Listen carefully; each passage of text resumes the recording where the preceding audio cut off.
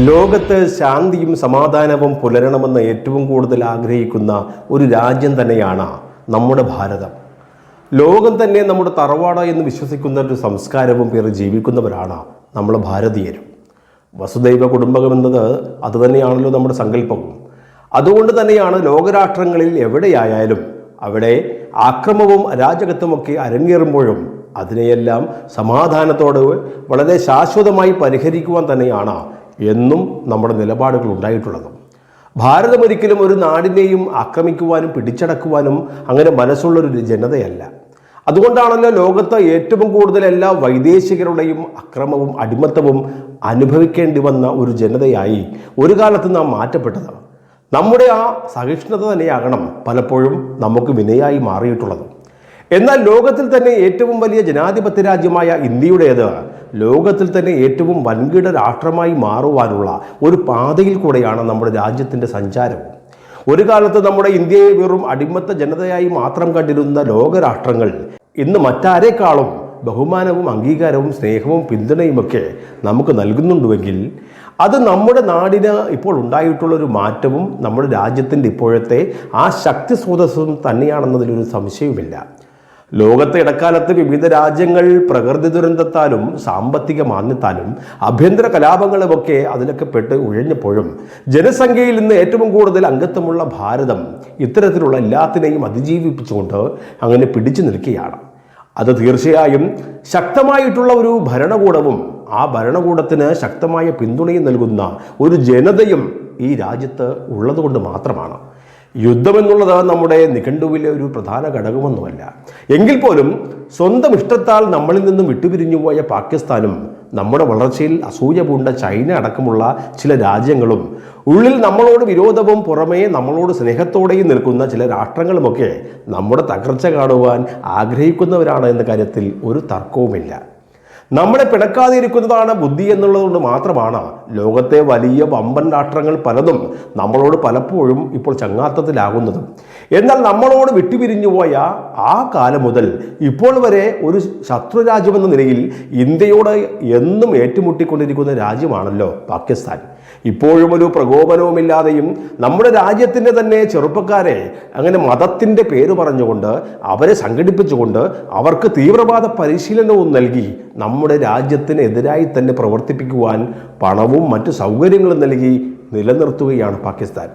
ഇപ്പോൾ ഒരു പ്രകോപനവുമില്ലാതെയാണല്ലോ ജമ്മു കാശ്മീരിലെ പഹൽഗാമിലെ ടൂറിസ്റ്റ് കേന്ദ്രത്തിൽ വെച്ച് പാകിസ്ഥാന്റെ സഹായത്തോടുകൂടി ഭീകരവാദികൾ നമ്മുടെ ആ 26 സഹോദരങ്ങളെ വെടിവെച്ച് കൊലപ്പെടുത്തിയത്. അതുകൊണ്ട് അവരെന്താണ് നേടിയത്? അതിനൊരു ഉത്തരവുമില്ല. നാളുകളായി പാകിസ്ഥാൻ നടത്തിക്കൊണ്ടിരിക്കുന്ന അക്രമങ്ങൾ വീണ്ടും തുടരുന്നു എന്നല്ലാതെ മറ്റൊന്നും ഇതിന് ഉത്തരമായി പറയുവാനില്ല.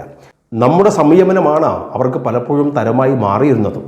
എന്നാൽ കാലം മാറി കഥ മാറി എന്ന് തിരിച്ചറിവില്ലാത്ത പാകിസ്ഥാൻ മുൻകാലങ്ങളിലും പാകിസ്ഥാൻ ഇന്ത്യയോട് ഏറ്റുമുട്ടിയ സാഹചര്യങ്ങൾ ഉണ്ടായപ്പോഴും അന്നും പരാജയം മാത്രമാണ് തങ്ങൾക്ക് സംഭവിച്ചത് എന്ന ആ ബോധ്യം നിലനിൽക്കെ ഇപ്പോഴും അവരത് ഇങ്ങനെ തന്നെ തുടരുന്നുവെങ്കിൽ യഥാർത്ഥ രീതിയിലുള്ള മറുപടി അവർക്ക് ലഭിക്കാത്തത് കൊണ്ട് മാത്രമായിരുന്നു.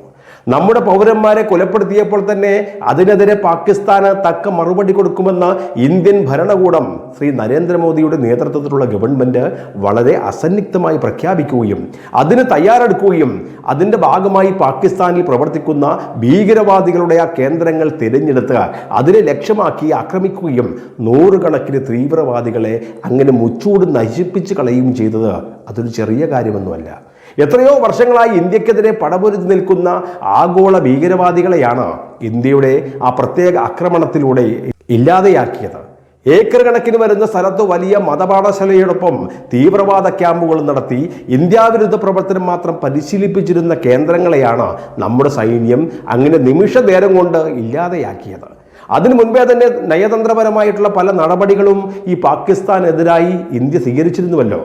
സിന്ധു നദീജല കരാറടക്കമുള്ള പല കാര്യങ്ങളിൽ നിന്നും നമ്മൾ പിന്നോട്ട് പോവുകയും നാളുകളായി പാകിസ്ഥാന് നമ്മൾ നൽകിയിരുന്ന വെള്ളം അങ്ങനെ കൊടുക്കാതെയും ചില ഘട്ടങ്ങളിൽ കൂടുതൽ വെള്ളം അവിടേക്ക് ഇങ്ങനെ കടത്തിവിടുകയും ചെയ്തുകൊണ്ട് ആ രാജ്യത്തെ ഇങ്ങനെ അലോസരപ്പെടുത്തുകയും ചെയ്തതിന് ശേഷമാണ് ആയുധമെടുത്തുള്ള ഒരു പോരാട്ടത്തിന് ഇന്ത്യ ഇറങ്ങിത്തിരിച്ചത്. അപ്പോഴും പാകിസ്ഥാനിലെ സാധാരണപ്പെട്ട ഒരു മനുഷ്യർക്കോ അല്ലെങ്കിൽ അവരുടെ സൈന്യത്തിനോ എതിരായി നമ്മൾ ഒന്നും തന്നെ ചെയ്തില്ല. ആകെ നമ്മൾ ആക്രമിച്ചത് ഭീകരവാദ സംഘങ്ങളുടെ ആ കേന്ദ്രങ്ങളിൽ മാത്രമായിരുന്നു. എന്നാൽ പാകിസ്ഥാൻ ചെയ്തതോ ഇന്ത്യയിലെ ജനവാസ കേന്ദ്രങ്ങളിലേക്ക് ആക്രമണം അഴിച്ചുവിട്ടു, നമ്മുടെ സൈന്യത്തിന് നേരെ വെടിവെച്ചു. അവർക്ക് ഇങ്ങോട്ട് ആക്രമിക്കാൻ ഇതല്ലാതെ വേറെ മാർഗമൊന്നുമില്ല.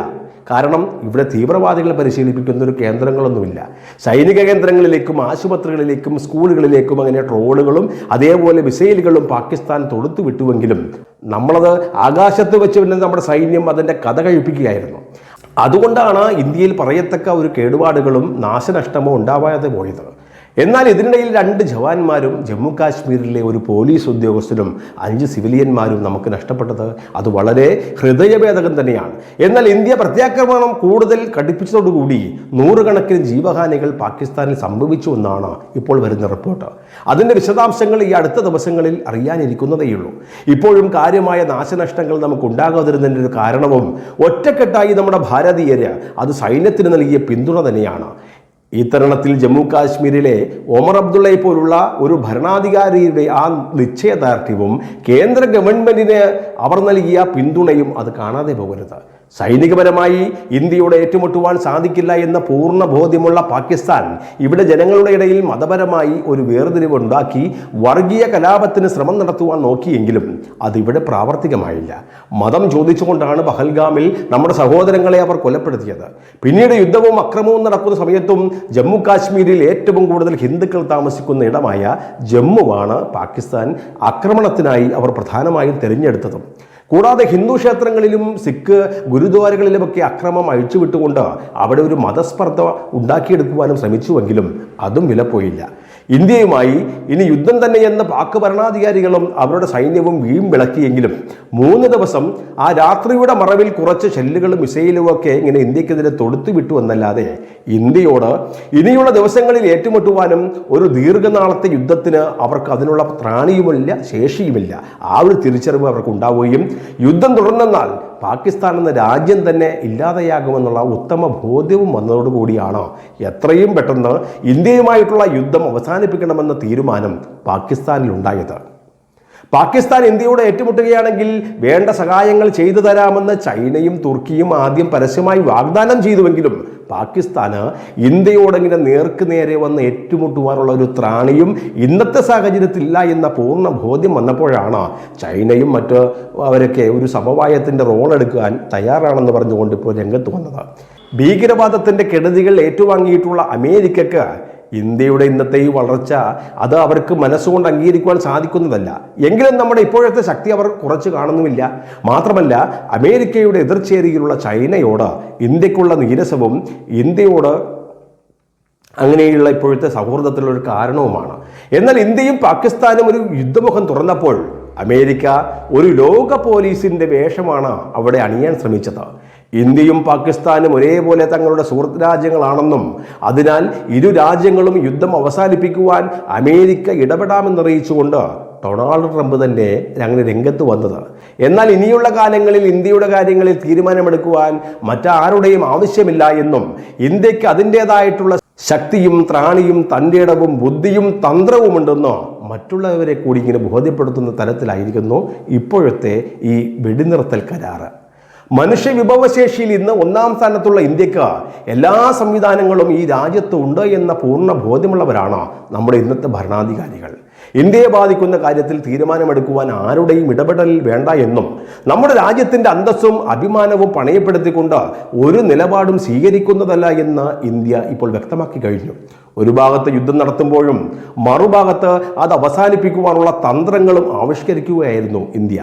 പാകിസ്ഥാനുമായി ഒരു തുറന്ന യുദ്ധമുണ്ടായാൽ പോലും ആത്യന്തികമായി അതിൻ്റെ അവസാന വിജയം നമ്മുടേതായിരിക്കുമെന്ന് തിരിച്ചറിവുള്ള ഇന്ത്യ യുദ്ധം അവസാനിപ്പിക്കണമെന്ന് ഒരു ഇടനിലക്കാരനുമില്ലാതെ എങ്ങനെ പാകിസ്ഥാൻ ഇന്ത്യയോട് യാചിച്ചപ്പോൾ അതിന് മുഖം തിരിഞ്ഞു നിൽക്കാതെ ഒരു ഒത്തുതീർപ്പിൻ്റെ പാത ഇന്ത്യ സ്വീകരിച്ചിട്ടുണ്ടെങ്കിൽ അത് ഇന്ത്യ എന്ന രാജ്യത്തോടും ഇവിടുത്തെ പൗരന്മാരോടുമുള്ള കടമ ഒന്നുകൊണ്ട് മാത്രമാണ്. കൂട്ടത്തിൽ ഇന്ത്യയുടെ ആഭ്യന്തര കാര്യത്തിലും നയതന്ത്ര കാര്യത്തിലും ഇവിടെ മറ്റാർക്കും റോളില്ല എന്നൊരു താക്കീതും. അപ്പോഴും ഇന്ത്യ പാകിസ്ഥാനുമായി ഒരു വെടിനിർത്തൽ പ്രഖ്യാപനം നടത്തുമ്പോഴും വളരെ അസന്നിഗ്ധമായി തന്നെ പറഞ്ഞു വയ്ക്കുന്നുണ്ട്, ഇനി ഒരു ഭീകരാക്രമണം ഇന്ത്യക്ക് നേരെ ഉണ്ടായാൽ അത് ഇന്ത്യക്ക് എതിരായിട്ടുള്ള യുദ്ധമാണെന്ന് തന്നെ മനസ്സിലാക്കി ആ നിലയ്ക്ക് തന്നെ പാകിസ്ഥാനെ പ്രതിരോധിക്കുമെന്നാണ്.